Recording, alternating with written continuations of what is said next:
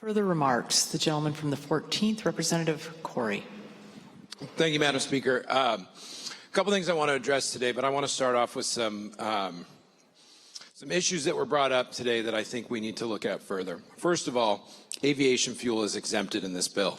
So it's not going to address any of those issues, and the aviation pollution that goes on today will be the same tomorrow, and this bill won't address that. Second, if we want to solve the fire crisis in our state, this fuel bill will have nothing to do with it.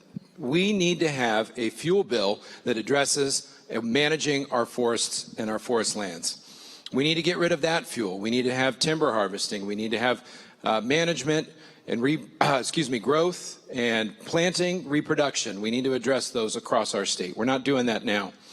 Last year, we also had one of the lowest fires years on record, thankfully.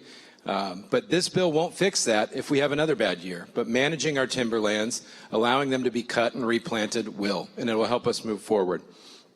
I want to talk about the Eastern Washington perspective on this. And the 14th District is rather unique because we probably have some of the most advanced and progressive clean energy in our state.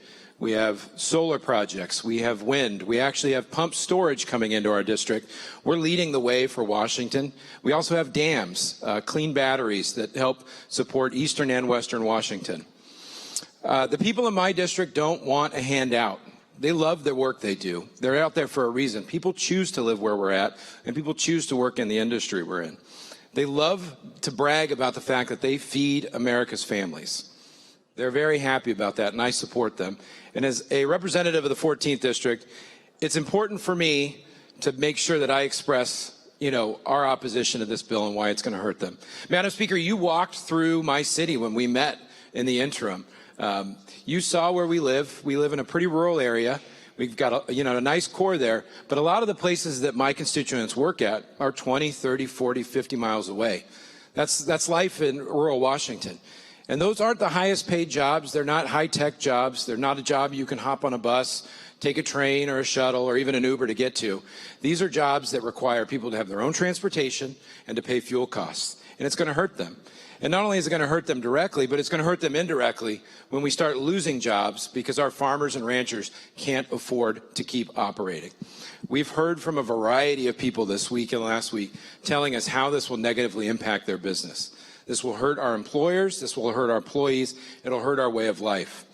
The irony here, and one of the things that tends to frustrate me, is that a lot of the people that are supporting these type of programs love their farm to table, they love their organic, they love all those programs, but they're doing everything in their power, unintentionally I might add, to kill those local farms and families.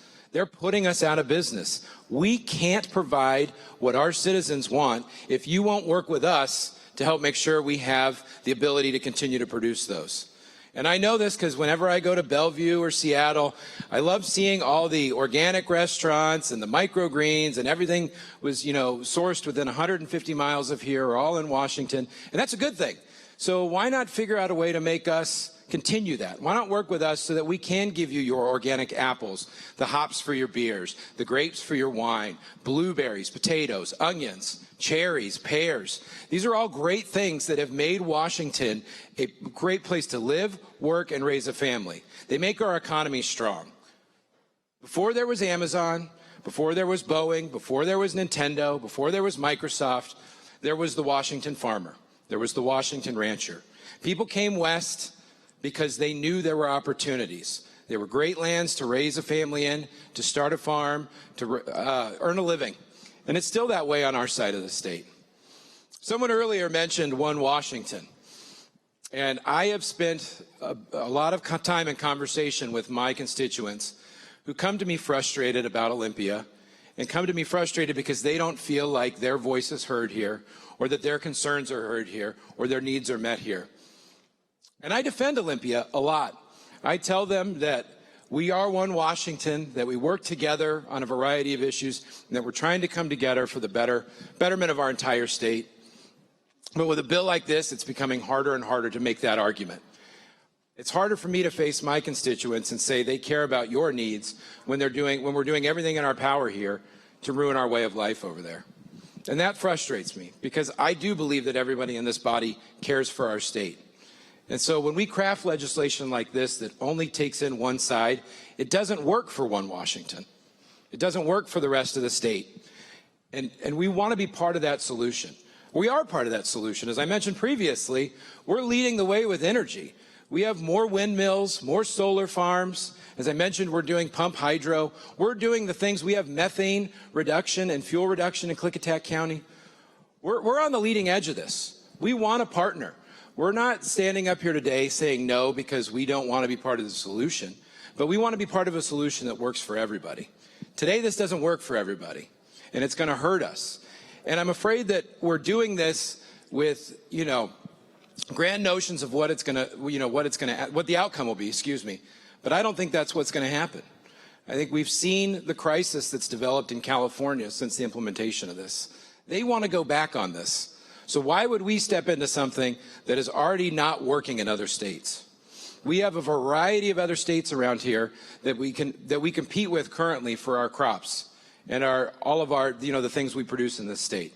Are we just going to give them one more incentive to go to Idaho or to Wyoming or Montana or Oregon? I don't think we should do that. We've got a beautiful state. You've been there. You've been all across it.